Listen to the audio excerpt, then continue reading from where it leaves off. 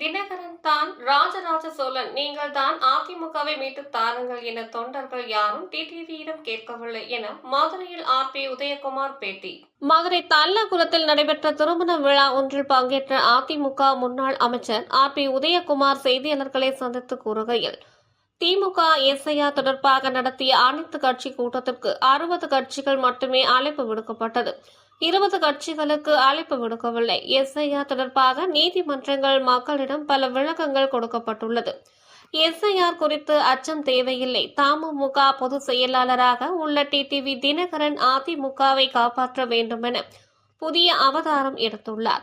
அமமுக கட்சி நடத்தும் டிடிவி திடீரென அதிமுக காப்பாற்ற புதிய அவதாரம் எடுத்துள்ளார். டிடிவி தினகரன் எடுப்பது பழைய படம், புதிய பிரிண்ட். அவரின் படம் மக்களிடம் ஓடாது. டிடிவி தினகரன் தான் ராஜராஜ சோழன், நீங்கள் தான் அதிமுகவை மீட்டு தாருங்கள் என தொண்டர்கள் யாரும் டிடிவியிடம் கேட்கவில்லை. ஒரு தேர்தலில் கூட அமமுக வெற்றி பெறவில்லை. தேர்தலில் டிடிவி தினகரன் மக்களால் நிராகரிக்கப்பட்டுள்ளார். டிடிவி தினகரனின் கொள்கை, கோட்பாடு, லட்சியம் எங்களுக்கு தேவையில்லை. மக்கள் முடிவு செய்து விட்டார்கள். அதிமுக வேண்டாம் என அமமுகவை தொடங்கிய டிடிவி தினகரன் இன்று தாய் வீட்டுக்கு வர வேண்டுமென பேசுகிறார். எடப்பாடி பழனிசாமியின் சேவைக்கு நோபல் பரிசு கொடுத்தாலும் கொடுக்கலாம். ஆனால் வரலாற்றில் துரோகத்திற்கு நோபல் பரிசு கொடுத்ததில்லை. தமிழகத்தில் மன்னர் ஆட்சிக்கு முடிவு கட்டி மக்கள் ஆட்சியை கொண்டு வருவதற்கு எடப்பாடி பழனிசாமி முடிவுரை எழுதி கொண்டிருக்கிறார். தமிழகத்தில் ஜனநாயகத்தை வளர செய்ய எடப்பாடி பழனிசாமி பாடுபட்டு வருகிறார். எடப்பாடி பழனிசாமிக்கு உதவி செய்யும் பொழுது அவர் பெற்றெடுத்த பிள்ளை உதவி செய்து வருவதில் எந்தவித ஆச்சரியமும் இல்லை. எடப்பாடி பழனிசாமிக்கு அவரின் மகன் உதவி செய்வது சட்ட விரோதம் கிடையாது. இதனை சிலர் வேறு பார்வையில் பார்த்தால் அதற்கு நாம் பொறுப்பாக முடியாது. எடப்பாடி பழனிசாமியை முதல்வராக்க வேண்டும் என மக்கள் முடிவு செய்து விட்டார்கள். அதை திசை திருப்பும் விதமாக முதல்வர் ஸ்டாலின் பேசுகிறார். தமிழகத்தில் சட்டமன்ற தேர்தல் முடிவுகள் ஒரே மாதிரியாகத்தான் அமைந்துள்ளது. சோழ மண்டலம், பாண்டிய மண்டலம் என மக்கள் பிரித்து பார்த்து வாக்களிக்கவில்லை. திமுகவை வீட்டுக்கு அனுப்ப வேண்டும். கன்னியாகுமரி முதல் சென்னை வரை மக்கள் முடிவு எடுத்து விட்டார்கள். செங்கோட்டையன் பின்புலத்தில் யார் இருக்கிறார்கள் என எனக்கு எப்படி தெரியும்? செங்கோட்டையன் பின்புலத்தில் யார் இருந்தால் எனக்கு என்ன என கூறினார். அப்போ முதலமைச்சர் தாராளமா கேட்கலாம், இதுல என்ன குறை இருக்கு, தவறு இருக்குன்னு கேட்கலாம். அவங்க விளக்கம் சொல்றதுக்கு கடமைப்பட்டிருக்கிறாங்க. தேர்தல் ஆணையத்தினுடைய கட்டுப்பாட்டில் அவங்க சென்றாலும் கூட மாநில அரசுக்கு கட்டுப்பட்டவங்க தான். ஆகவே இந்த அச்சம் என்பது இன்றைக்கு தேவையில்லாத ஒரு நிலைமை. அதோடு 2 தினங்களுக்காக சோழவந்தான் இங்கே திருச்சி இந்த பகுதிகளில் அமமுகவினுடைய பொதுச் செயலாளராக இருக்கிற டிடிவி தினகரன் அவர்கள் அதிமுகவை காப்பாற்ற வேண்டிய கடமை அமமுகவுக்கு இருக்கிறது என்று புதிய அவதாரம் எடுப்பதை போல, அவர் ஏதோ இப்போதுதான் கட்சி தொடங்கியதை போல, இப்போதுதான் அந்த கட்சிக்கு கொள்கையை வகுத்ததை போல அவர் ஒரு புதிய விளக்கத்தை கொடுத்திருக்கிறார்கள். ஆகவே இது பழைய பிரிண்ட் புதிய படமா அவர் வெளியிட்டிருக்கிறாரு. அதனால இந்த படம் ஓடாது. அவர் எத்தனை புதிய வடிவங்கள்ல ஒரு பழைய பிரிண்டை வெளியிட்டாலும் ஒன்றும் மக்களிடத்துல வரவேற்பு கிடையாது. அதிமுகவை காப்பாற்றல அப்படின்னு யாரும் அவர்கிட்ட போய் முறையிட்டதா எங்களுக்கு தெரியல. எந்த தொண்டரும் அவர்கிட்ட முறையிட்டதா தெரியல. அவர் அண்ணா திராவிட முன்னேற்ற கழகம் வேண்டாம் என்றுதான் அவரு அம்மாவுடைய பெயர்ல கொடியை வைத்து, அம்மாவுடைய பெயர்ல வைத்து நாடாளுமன்ற தேர்தலை சந்தித்தார், சட்டமன்ற தேர்தலை சந்தித்தார், உள்ளாட்சி தேர்தலை சந்தித்தார்.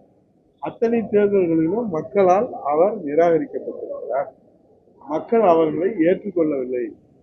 அவருடைய கொள்கை, கோட்பாடு, லட்சியம், செயல்பாடு, சேவை எங்களுக்கு தேவையில்லை என்று மக்கள் தீர்ப்பளித்து விட்டார்.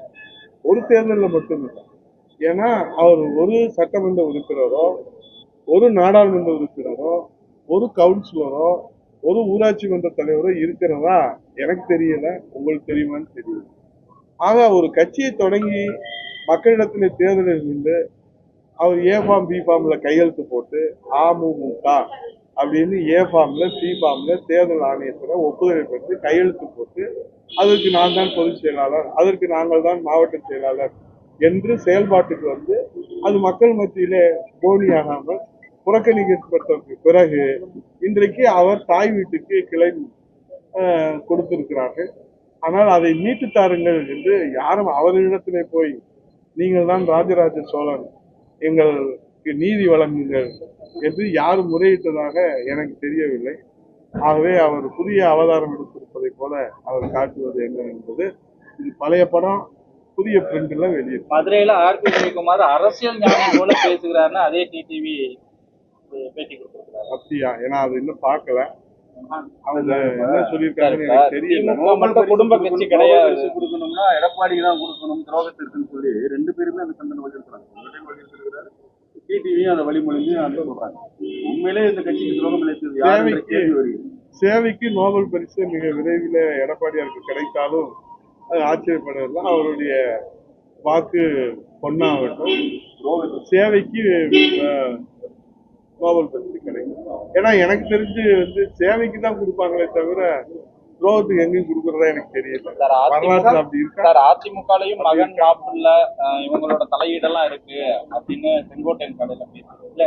2 பேருமே பேசுவோம். முதல்வரும் பேசியிருக்கிறாரு, செங்கோட்டையன் பேசியிருக்காரு. யார் என்ன மன்னராட்சிக்கு முடிவுரை எழுதி மக்களாட்சியை மலர செய்த புரட்சி தமிழக எடப்பாடி அவர்கள் ஜனநாயகத்தை மலர செய்வதற்காக, டெமோக்ரஸியை மலர செய்வதற்காக பாடுபட்டுக் கொண்டிருக்கிறார்கள்.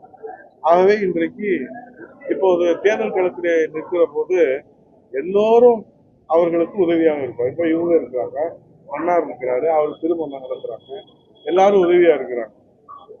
அந்த திருமணம் வீட்டார்களுக்கு இருக்கிறவங்க எல்லாருமே இப்ப நான் அவருக்கு உதவியா இருக்கிறேன். ஆனா உடனே இவருக்கு நான் வாரிசுன்னு சொல்லிட முடியாது. உதவியா இருப்பது என்பது வேறு, வாரிசாக இருப்பது என்பது வேறு. புரட்சி தமிழக எடப்பாடியாருக்கு தமிழ்நாடே அவருக்கு உதவி முன் வருகிற போது அவர் பெற்றெடுத்த பிள்ளையாக இருப்பவரும் உதவ முன் வருவதில் எந்த ஆச்சரியமும் இல்லை. அவருடைய பணியில அவருடைய ஏன்னா காலையில இருந்து தந்தை என்ன செய்யறாரு, காலையில அவருடைய பணிகள்ல உதவியா இருக்கிறது எந்த இலக்கணத்திலையும் தவறோ சட்டவிரோதமோ கிடையாது. அந்த வகையில இருக்கக்கூடியதை அவர்கள் வேறு பார்வையில பார்த்தால் அதற்கு நம்ம பொறுப்பாக முடியாது. ஆகவே இதையெல்லாம் அதுதான் சொல்றேன்ல, இன்னைக்கு புரட்சி தமிழக எடப்பாடியாரை முதலமைச்சர் அணியை அமர்த்துவதற்கு தமிழ்நாட்டு மக்கள் தீர்மானித்திருக்கிறார்கள். அதை திசை திருப்புகிற வேலையைத்தான் இன்றைக்கு இருக்கக்கூடிய மாண்புமிகு முதலமைச்சர் முத்துவேல் கருணாநிதி ஸ்டாலின் அவர்கள் அவருடைய அஜெண்டா, அவருடைய தேர்தல் வியூகத்துல இன்றைக்கு போட்டு அவரும் குழம்புகிறாரு, எல்லாத்தையும் குழப்புறாரு. ஒரு தெளிவான பாதையோட அவர் பயணித்தால் அவர் அரசியல் பயணம் என்பது கேள்விக்குறி ஆகாது. இல்லை என்று சொன்னால் முதலமைச்சருடைய அரசியல் பயணம் கூட கேள்விக்குறி ஆகும்.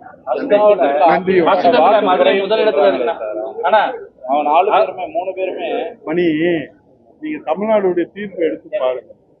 எப்போ தேர்தல் இருந்தாலும் நீங்க எடுத்து பாருங்க. 91ல எடுத்து பாருங்க. நான் சொல்றது சமீப காலங்களில் 91 இருந்து 2021 வரைக்கும் பாருங்க. ஒரே மாதிரிதான் மக்கள் தீர்ப்பளிப்பாங்க. இதுல பிரிவினையே கிடையாது. சோழ மண்டலம் என்ன, பாண்டிய மண்டலம் என்ன, அதியமான் கோட்டை என்ன, மத்திய மண்டலம் என்ன, இதெல்லாம் கிடையாது. தமிழ்நாட்டு மக்கள் சென்னையிலிருந்து கன்னியாகுமரி வரைக்கும் ஒரே தீர்ப்பு தான் அளிப்பாங்க. ஒரு முடிவு எடுத்துட்டா அது தீர்க்கமா இருக்கும். இப்ப மக்கள் முடிவு எடுத்திருக்கிறாங்க. திமுகவுடைய வாரிசு அரசியல், குடும்ப அரசியல், மன்னர் ஆட்சி வீட்டுக்கு அனுப்பணும். புரட்சி தமிழக எடப்பாடி தலைமையில ஜனநாயக ஆட்சி மலரணும் அப்படின்னு தீர்க்கமா முடிவு எடுத்திருக்கிறாங்க. அதற்கு இன்னைக்கு அவருக்கு உளவுத்துறை கையில் வச்சிருக்காருல, அவர் தெரியுங்களா? அதனால இந்த பதட்டம், இந்த நடுக்கம். அதுல நீங்க சொன்ன மாதிரி ஆலோசனை கூட்டம் வந்தவங்களுக்கு எல்லாம் வேணும்னா நீங்க பட்டம் சுட்டிக்கீங்க. அதுல யாரும் ஆட்சேபம். நாளைக்குதான் திருத்தமே ஆரம்பிக்க போறாங்க. அதுதான் இனிமேல என்னன்னு நமக்கு தெரியும். அங்க இப்படி நடந்துச்சு, இங்க இப்படி நடந்துச்சு, இங்க இப்படி நடந்துச்சு, தமிழ்நாட்டுல எப்படி நடந்துச்சுன்னு பார்த்துட்டு நம்ம சொன்னோம்னாதான் அது தெளிவா இருக்கும். அதனாலதான் அண்ணா திராவிட முன்னேற்ற கழகத்தை பொறுத்த அளவுல புரட்சி தமிழக எடப்பாடி அவர்கள் மிக தெளிவாக இந்த சீர்திருத்தம் என்பது நியாயமான வாக்காளர் பட்டியல். உங்களுக்கு ஓட்டுரிமை இருக்கணும்ல, இருக்கணுமா வேணாமா? இறந்தவங்க நீக்கணுமா இல்லையா? டெத் ஷெட்யூல் கொடுத்துட்டே நீக்காதவங்களாம் இருக்காங்கல்ல, அதுக்கு இது ஒரு வாய்ப்பு தானே. அது பயன்படுத்துறதுலாம் அரசியல் கட்சிக்கு ஒன்றும் தயக்கம் இல்லை. எத்தனை முறை தேர்தல் ஆணையம் வாய்ப்பு கொடுத்தாலும் பொது வாழ்க்கையில் இருக்கிற அரசியல் கட்சிகள் அதை பயன்படுத்தி கொண்டால்தான் நமக்கு நியாயமான வாக்காளர் பட்டியல் சுதந்திரமான வாக்காளர் பட்டியல் கிடைக்கும். செங்கோட்டையன் பின்புலத்துல கருத்தை இருக்கலாமே, ஏன் இந்த அவசரம் அப்படின்னு கேக்குறாரு. முதல் நாள் வரைக்கும் திருத்தலாம் தலைவரை. இதுல என்ன கஷ்டம்? தேர்தலுக்கு அப்புறம் இந்த இதை SIR பத்தி இருக்கலாமே. தேர்தல் ஆணையம்ல கவலைப்படணும். நீங்க ஏன் கவலைப்படுறீங்க? உங்களுக்கு தேவை வாக்காளர் பட்டியல்ல குமாருக்கு ஓட்டு இருக்கா, ஜெகனுக்கு ஓட்டு இருக்கா, மணிக்கு ஓட்டு இருக்கா, செல்வகுமாருக்கு ஓட்டு இருக்கா, உதயகுமாருக்கு ஓட்டு இருக்கா, ராமகிருஷ்ணனுக்கு ஓட்டு இருக்கா, பாலுக்கு ஓட்டு இருக்கா. தலைவர் இங்க இருக்காரு, நான் சொன்ன விளம்பரப்படுத்தி விட்டுருவீங்க. அதனால யாருக்கு ஓட்டு இருக்கு, யாருக்கு ஓட்டு இருக்கு, இதை நீங்க பார்த்து தானே சொல்ல முடியும். நீங்க இறுதி பட்டியல் வந்து எப்போ கொடுக்குறாங்க? ஜனவரி பிப்ரவரியில கொடுக்குறாங்க.